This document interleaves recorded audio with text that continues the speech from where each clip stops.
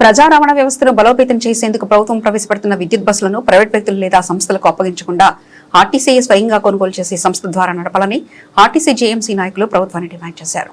రాష్ట్ర జేఏసీ పిలుపు మేరకు మంగళవారం మార్కాపురం ఆర్టీసీ డిపో ఎదుట వివిధ ఉద్యోగ సంఘాల నాయకులు కార్మికులు ధర్నా నిర్వహించారు. ప్లకార్డులు ప్రదర్శిస్తూ ప్రభుత్వానికి వ్యతిరేకంగా నినాదాలు చేశారు.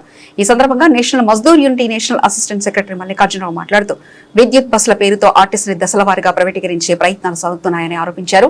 ప్రైవేట్ ఆపరేటర్లకు బస్సులు అప్పగిస్తే టికెట్ ధరలు పెరగడంతో పాటు గ్రామీణ రోడ్ల నిర్వహణ దెబ్బతింటుందని, దీని ప్రభావం సామాన్య ప్రజలతో పాటు ఆర్టీసీపై ఆధారపడిన సుమారు 50,000 మంది ఉద్యోగులు వారి కుటుంబాలపై పడుతుందని ఆందోళన వ్యక్తం చేశారు. రాష్ట్ర ప్రభుత్వం అమలు చేస్తున్న శ్రీశక్తి పథకం విజయవంతం కావడంతో ఆర్టీసీ డ్రైవర్లు, కండక్టర్లు కీలక పాత్ర పోషిస్తున్నారని, అధిక రద్దీ మధ్య అదనపు డ్యూటీలు నిర్వహిస్తూ ప్రభుత్వానికి మంచి పేరు తీసుకొస్తున్నప్పటికీ ఉద్యోగుల సంక్షేమంపై ప్రభుత్వం దృష్టి సారించలేదని విమర్శించారు.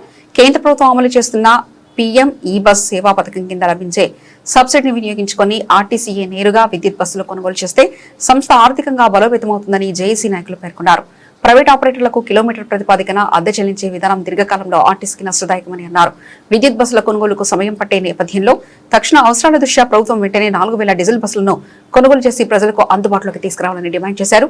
ప్రభుత్వం తమ డిమాండ్లను వెంటనే పరిశీలించి ఆర్టీసీ ఉద్యోగులకు అండగా నిలవాలని, లేని పక్షంలో రాష్ట్ర వ్యాప్తంగా ఆందోళనలు మరింత ఉధృతం చేస్తామని హెచ్చరించారు. ఈ ధర్నాలో జేఏసీ కన్వీనర్, వివిధ ఆర్టీసీ ఉద్యోగుల సంఘాల నాయకులు, వందలాది మంది ఆర్టీసీ కార్మికులు పాల్గొన్నారు.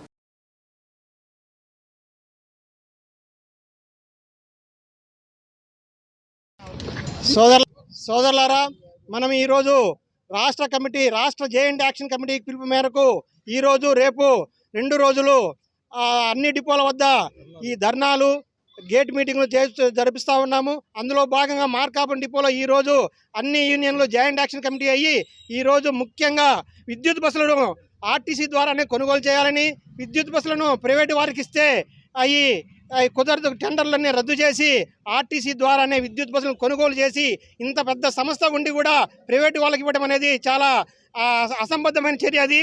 అలాగే పల్లె వెలుగు బస్సుల్లో 59 సీటింగ్ ఉంటే కొత్తగా వచ్చేటువంటి ఈ ఎలక్ట్రికల్ బస్సులు 25 సీటింగ్, 35 సీటింగ్ బస్సులతోటి వస్తూ ఉన్నాయి.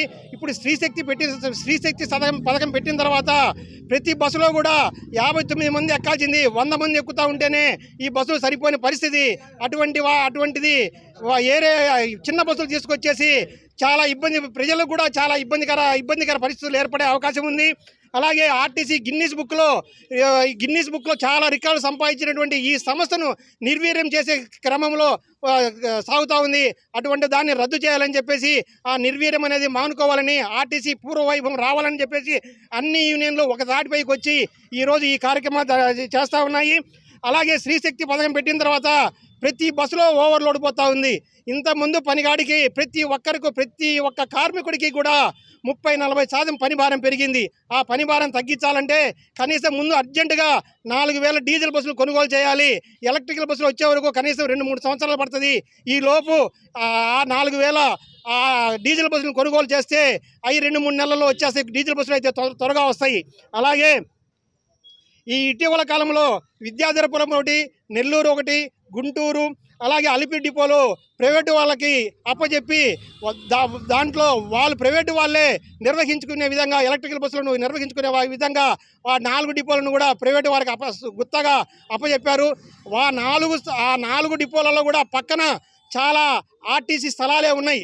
ఆ స్థలాలు వాళ్ళకి ఇచ్చి పక్కన వాళ్ళని నిర్వహించుకొని ఈ డిపోలు విలువైన డిపోలు ఇవి అన్నీ కూడా వేల కోట్ల రూపాయల స్థలాలను వారికి దారదత్తం చేస్తూ ఉన్నారు. అవన్నీ కూడా మానుకోవాలని చెప్పేసి మనం కోరుతా ఉన్నాము. అలాగే దశాబ్దాల తరబడి రిక్రూట్మెంట్ అనేది లేక కొత్తగా ఆర్టీసీ బస్సులు కొనుగోలు లేక చాలా ప్రజలైతే చాలా ఇబ్బంది పడుతూ ఉన్నారు. కాబట్టి అర్జెంటుగా రిక్రూట్మెంట్ జరిపించాలి. అలాగే కొత్త బస్సులు కొనుగోలు చేయాలి. ఈ స్త్రీశక్తి పథకంలో ఉన్నటువంటి సమస్యలను పరిష్కరించాలి.